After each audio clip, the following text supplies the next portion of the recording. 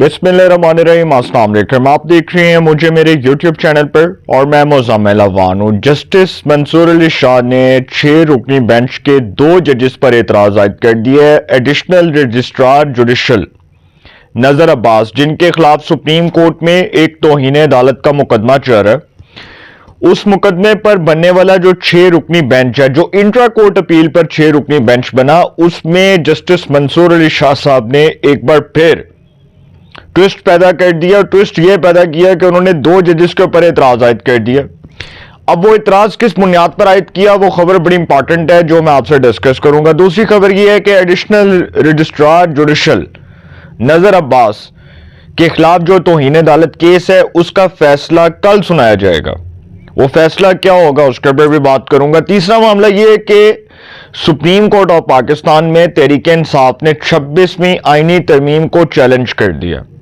यह भी बड़ी इंपॉर्टेंट खबर है। तीनों खबरें बड़ी इंपॉर्टेंट है। पहली खबर तो यह है कि जो एडिशनल रजिस्ट्रार जुडिशल नजर अब्बास, जिन्होंने एक जो मुकदमा था वो आईनी बेंच के सामने रखना था, वो रेगुलर बेंच के सामने रख दिया गया। गलती से वो रेगुलर बेंच के सामने फिक्स हो गया और फिर उसके ऊपर आपको पता है कि फिर उसके ऊपर वावेला स्टार्ट हो गया कि जी एडिशनल रजिस्ट्रार जुडिशल जो हैं वो तौहीन अदालत के मुर्तकिब करार पाए हैं और जस्टिस मंसूर अली शाह, जस्टिस आयशा मलिक और जस्टिस अकील अब्बासी, तीनों जजेस ने जो है वो रजिस्ट्रार साहब को झगड़ा लगाया और उनके खिलाफ तौहीन अदालत की कार्रवाई हो रही है सुप्रीम कोर्ट ऑफ पाकिस्तान में।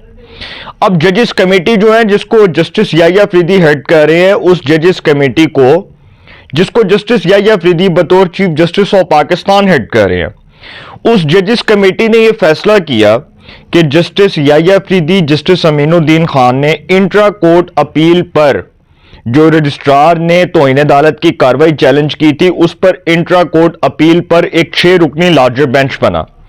उस 6 रुकनी लार्जर बेंच को बनाने का यह फैसला किया गया कि वो जो 6 रुकनी लार्जर बेंच है वो इंट्रा कोर्ट अपील की समाअत करेगा, वही सुनेगा।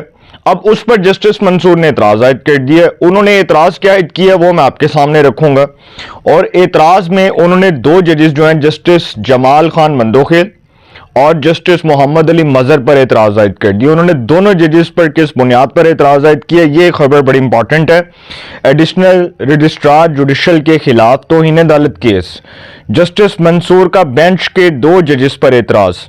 जस्टिस मंसूर अली शाह ने जो है वो 2 जजेस पर एतराज आयद कर दिया। जजेस कमेटी के नाम खत में जस्टिस जमाल खान मंदोखेल और जस्टिस मोहम्मद अली मजहर की शमूलियत पर जस्टिस मंसूर अली शाह ने एतराज आयद किया। जस्टिस मंसूर अली शाह ने इंट्रा कोर्ट अपील के बेंच पर एतराज करते हुए जजेस कमेटी को खत लिख दिया, जिसमें इन्होंने जस्टिस जमाल खान मंदोखेल और जस्टिस मोहम्मद अली मजहर की शमूलियत पर एतराज किया।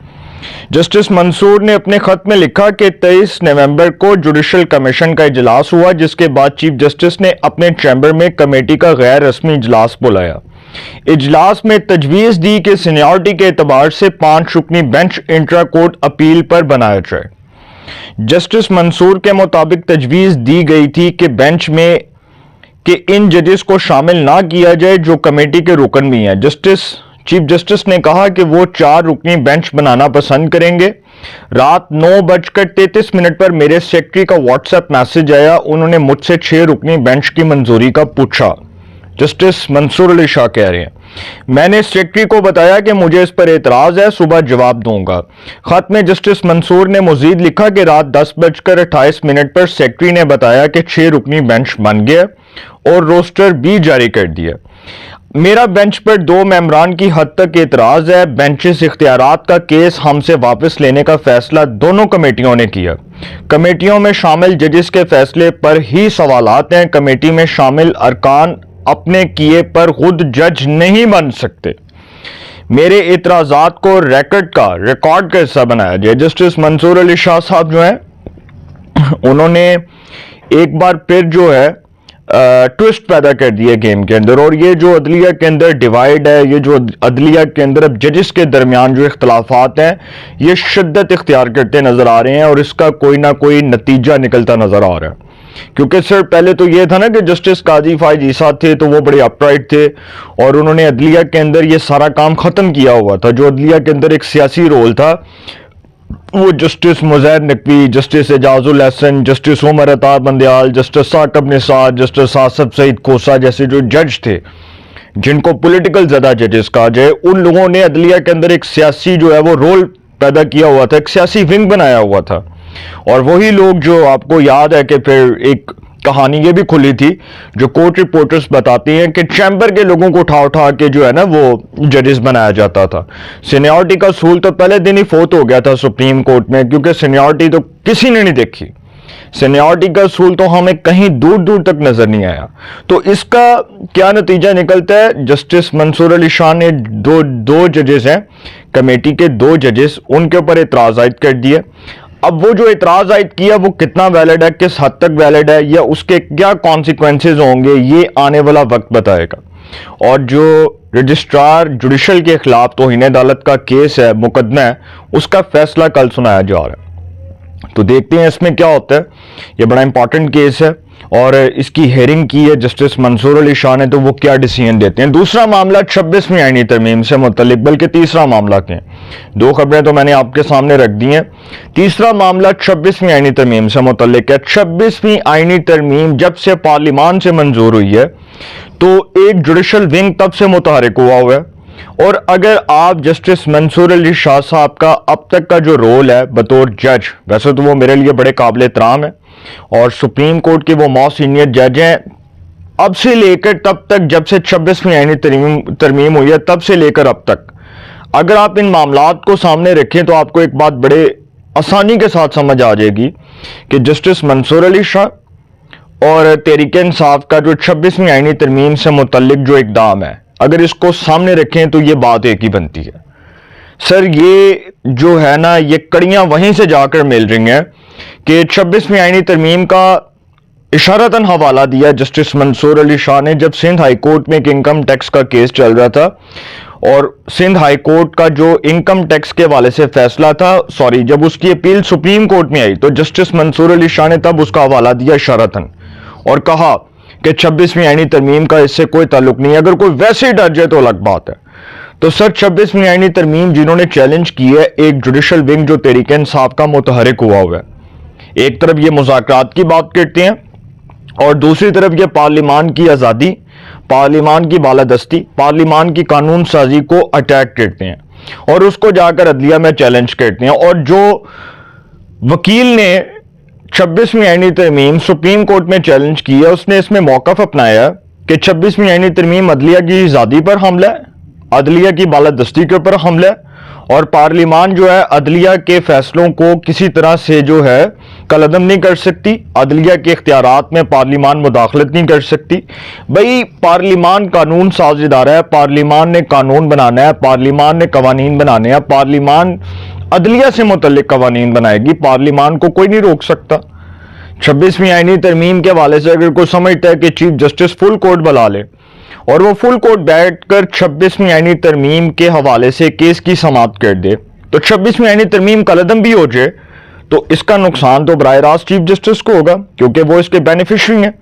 तो 26वीं आईनी तरमीम पर तो सर फुल कोर्ट नहीं बनना, ये मामला फिर आईनी बेंच में जाना है। और इसी 26वीं आईनी तरमीम के तहत सुप्रीम कोर्ट में एक 7 रुकनी आईनी बेंच बना।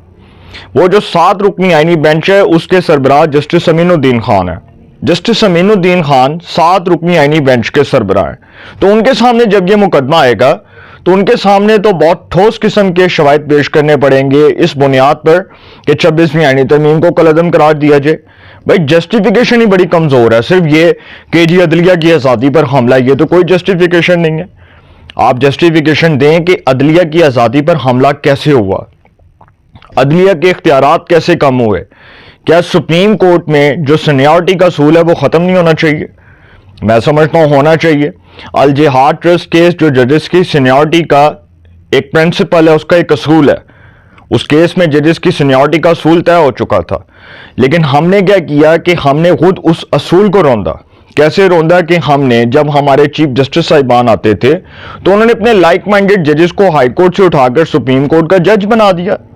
सीनियरिटी का असूल तो हमने मार दिया। अब जो लाहौर हाई कोर्ट से जज सीनियरिटी बेस पर सुप्रीम कोर्ट में अपॉइंट होना था, उसका असूल रोंद कर, उसकी सीनियरिटी को तबाह करके, उसको दफन करके हमने जूनियर जज को बतौर जज सुप्रीम कोर्ट अपॉइंट किया। ऐसी कई मिसालें मौजूद हैं। जस्टिस आयशा मलिक के केस में ऐसा हुआ। जस्टिस गुलजार ने नाम तजवीज़ किया, जुडिशल कमीशन का इजलास हुआ, नाम टाई हुआ, मुस्तरद हो गया। फिर जस्टिस उमर अता बंदयाल ने जोर ज़बरदस्ती उनका नाम पेश किया। इसी तरह justice Munib Akhtar Sindh high court से गए, 6 नंबर के जज थे। बहुत सी चीज़ें हैं सर देखने के लिए, लेकिन हमने तो खुद सीनियरिटी का सूल मारा ना। तो आज हम कह रहे हैं कि जी जो 26वीं आईनी तरमीम है वो अदलिया की आज़ादी पर हमला है। तो ये जो अदलिया की आज़ादी है ये आज याद आई है जब पार्लियामान ने कानून साजी की है? जब इमरान खान के दौर में अदलिया की आज़ादी पर हमला हो रहा था, जब मुशर्रफ के दौर में अदलिया की आज़ादी पर हमला हो रहा था, तब तो कुछ लोगों की, तब हमारे कुछ साफी दोस्तों की गैरत नहीं जागी, सॉरी टू से। लेकिन आज वो कह रहे हैं कि जी अदलिया की आज़ादी पर हमला है। भाई किस बुनियाद पर हमला है? उसकी जस्टिफिकेशन बड़ी कमज़ोर है। तो सर ये दाल नहीं गलने लगी। 26वीं आईनी तरमीम किसी तौर भी कलअदम नहीं होगी, और जो सोच रहे हैं कि होगी वो खाली याद कर जाएंगे। अपनी राय का कमेंट्स में ज़रूर इज़हार कीजिएगा। इंशाल्लाह एक नए सेगमेंट के साथ पे मुलाकात होगी। अपना बहुत ख्याल रखिएगा। अल्लाह निगहबान।